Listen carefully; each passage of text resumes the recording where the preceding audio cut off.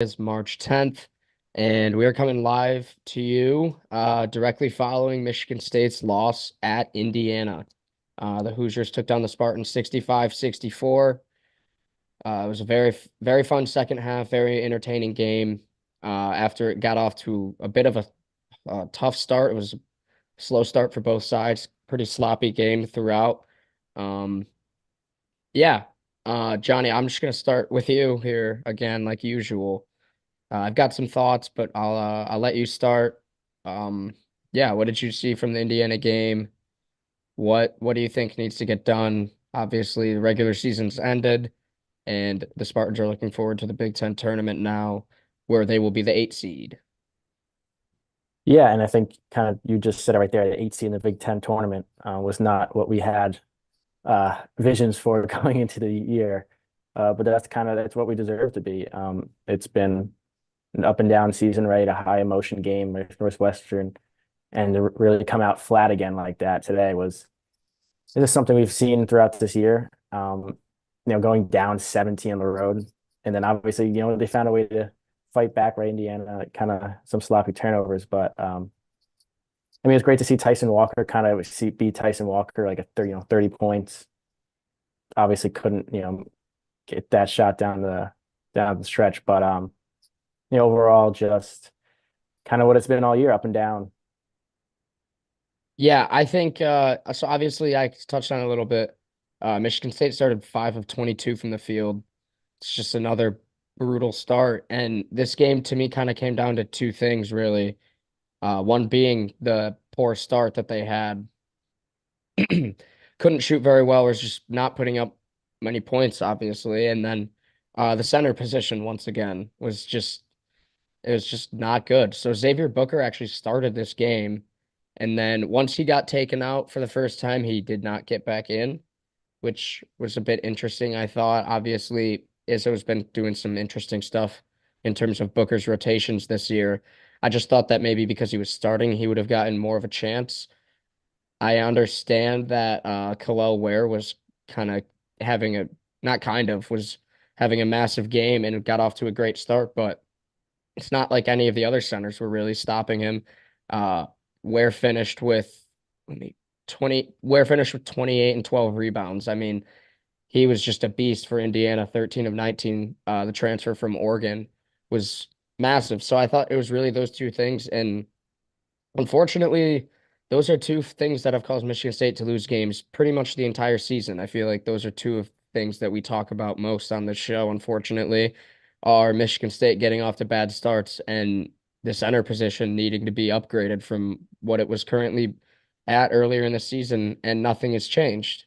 So coming from the standpoint of a Michigan State student, Michigan State fan, I guess, or someone who covers the team, whatever you want to say, it's just definitely frustrating to see the same things plaguing the Spartans over and over again. And yeah, I mean, being the 8 seed in the Big Ten tournament as compared to the Iowa and Illinois game later tonight, determining whether you'd be the 6 or 7 seed is huge. Yeah, I think, just like that you were saying, we're looking at 6 or 7 with a win, right? A lock in the tournament probably now. It could get scary depending on the result next Thursday. But yeah, going back, Khalil Ware having, an unbelievable game. I mean, he's a first round pick, no doubt. So, we obviously, like you said, didn't really matter which center was in the game, couldn't really stop them. I definitely thought the minutes again were, it's every game is going to be something different, it seems like. And, you know, you can say, you want consistency, maybe, but like obviously we saw Kohler close out the game versus Northwestern. I think he played maybe last 6, 7, and today was Carson Cooper. And nothing against Cooper. I thought, I mean, Marty had the 4 fouls, so I guess you couldn't go to him. But just looking at the plus minus, Kohler was plus 11 and Marty was plus 8 compared to Cooper. I think was I would have to look again, minus 10, I think, something like that. Again, stat isn't always the best representation, but just kind of what I thought. I thought Kohler uh, did a more maybe decent job just keeping him a little bit farther away from the basket. But again, he's a first round pick, and that's kind of what we've talked about all year, center spot, right? He was a transfer guy. Um, the portal's there. I'm not saying you had to get someone like him, right? Because he's a former 5 star. The talent he is, but it's just kind of been kind of our calling card the rest of the year, the whole year, just talking about the center spot. Yeah, and you brought it up a little bit with the transfer portal. That's definitely something that I know a lot of Michigan State fans on Twitter have been yeah, they've scrutinized Izzo a little bit for that. And yeah, I mean today was a win for those Twitter people because the two easily best players in this game were both transfers in Tyson Walker and Kalel Ware. But yeah, getting back into the game a little bit, some positives for the Spartans. They went on a 20-2 run, spanning the end of the first half into the start of the second half to take their first lead of the game. Akins and Walker, I thought they were not. I thought they were shooting the ball really well to start the second half, and the energy the first half of the second half, those first 10 minutes was really strong. And I thought another thing that Michigan State did well today was force turnovers. It's something that it's something that Indiana has struggled with a little bit throughout the season, and definitely something that State was able to take advantage of.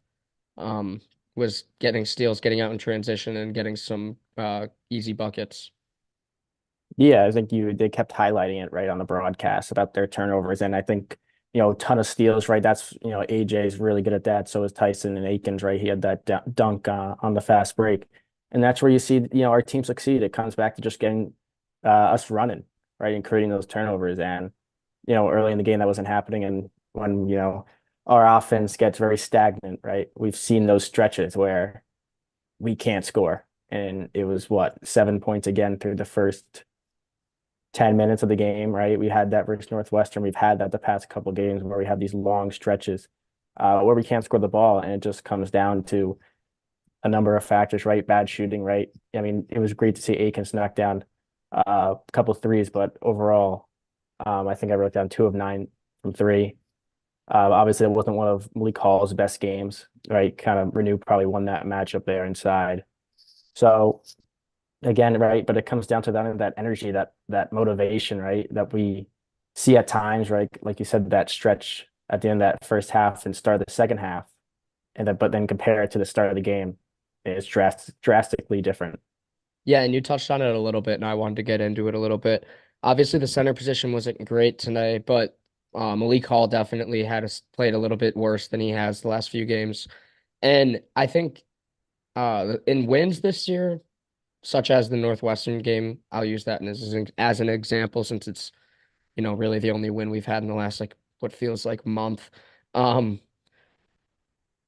when the center position is as bad as it is, State's been able to get away with it because Malik Hall's been playing so well throughout this season, I think is a bit of the reason why they've been able to get away with it. And honestly, why isn't it hasn't been a bigger problem. Um, and yeah, Malik just didn't have it today. He was 3 of 12 from the floor, and he had all 7 of his points in the first half. He did not score in the second half, which is just tough. And it's not something that Michigan State can have and win games, which is unfortunate because it shouldn't have to come down to one guy stepping up that much. But that's kind of the situation that they're in, it feels like. Yeah, again, it's tough. Right. We didn't really see outside of Walker, right? Pretty good production. AJ got 10 points, 6 assists. Again, Aiken still finished with 10. Um, again, you don't really get much outside of your four guys. And if one of your four guys, definitely Malik, who's really been, you could say, our best scorer the past month, is going to drop, the game he did. It's tough. It's tough for us because we lack almost like an offensive way. We've talked about that the whole year, right? Just not a couple sets or whatever it is, but uh, again, in it to the end of the game, right? Had a chance to win it. Everyone knows it's going to Walker, which is tough, right? But he gets a chance, ball bounces around, just never really goes our way, does it? Can't really get that rebound, but that's just been the season. Yeah, that really has been a good encapsulation of this season, is it just kind of feels like a lot of the 50-50 balls don't go their way. A lot of the bounces around the rim and stuff like that don't go their way. Um, a couple calls might not go their way. But they had one call today that went their way that was absolutely absurd. Trying to get on a little lighter note, they called a foul on Xavier Johnson for tripping Tyson on a fast break, and Was it Xavier John? It might have been Mbako. Yeah, it Uh, was. yeah, I think no, I think you're right. I think it was in Bach. It was one of the two. I'm Yeah, blanking now. I think I it actually wasn't Mackenzie Mbako. yeah. Anyways, just a ghost trip, a ghost foul, and they called it. And you could hear the fans in Assembly Hall were not happy with that one. So, it is what it is. Unfortunately, is really all I have to say at this point, kind of. I didn't honestly expect I don't know if I would say went into this game expecting the Spartans to win. Um, but kind of turning the page here and looking ahead. So we talked about being the 8 seed in the Big Ten tournament. I'm not sure if the rankings are finalized, but I was on ESPN right before we started recording, trying to figure out the matchup. And they have Ohio State as the nine as with the tiebreaker over Minnesota. I don't know if that's actually the case or if that's just what it says on ESPN, but I'll go based off that. And both those teams finished up their season, so it looks like, at least according to ESPN, that the Spartans will be playing Ohio State in the first round. And I don't like that matchup at all. Ohio State, really versatile, and they've been playing really well under Jake Diebler, their interim head coach. They've won 4 in a row. They just trounced Rutgers today at Rutgers. They're really starting to figure it out towards the end of the season, and the Buckeyes are trying to play their way onto the bubble and maybe into the tournament, um, given it maybe a late season stretch. And it's now a massive game for the Spartans because going into today, a lot of people had them around the 9 line, is where I was seeing for the most part. I saw some people still having them on the 8 line, saw some people on the 10 line. So after the loss today, it's going to be very interesting to see where all the bracketologists have the Spartans. And I feel like it feels like they're pretty squarely on the bubble now at this point with the Big Ten tournament result looming. Yeah, again, it's going to come down, Thursday, whatever, noon, what a 1 o'clock game, and what it's going to be. And it's going to be a must win, right? And, I'd like to say they'd definitely be in if they were to lose that game, but I don't think we can even confidently say that. It'd definitely be close. But yeah, it does look like Ohio State again. There's one more Big Ten game or two more Big Ten games going on, which who knows how all the tiebreakers factor in. But, you know, if it's Ohio State, right, they just came to our house and, won on the buzzer. So uh will be a really tough matchup with whoever it is. And you just gotta hope they bring the energy right from the start because that could be it for them if they don't bring it. Yeah, definitely. I'm out of stuff. I don't know if you've got anything else, Johnny. I think we covered most of it. Obviously, just reacting to the game that just ended about a half hour ago. Um, yeah, it's definitely going to be an interesting week. As a college basketball fan, I'm very excited for conference championship week. We're getting right into the thick of it here. Had a couple automatic bids. Morehead State is in, Stetson's in. Who else is in? Longwood is in. I think one other team clinched, but Drake, that Drake was a beat good game. Indiana State. I forgot that was right before the state game. But yeah, I hope Indiana State's in the tournament. Obviously, that helps Michigan State's resume, but I think I think most college basketball fans that are aware of Indiana State are fans of Robbie Avila. He's very fun with the glasses.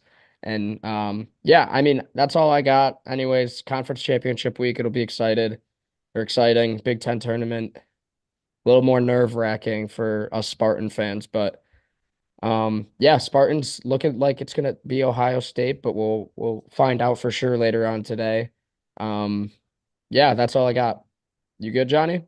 I'm all good. All right. Thanks for listening, everyone. Go follow us on Twitter. Go follow Fearless68.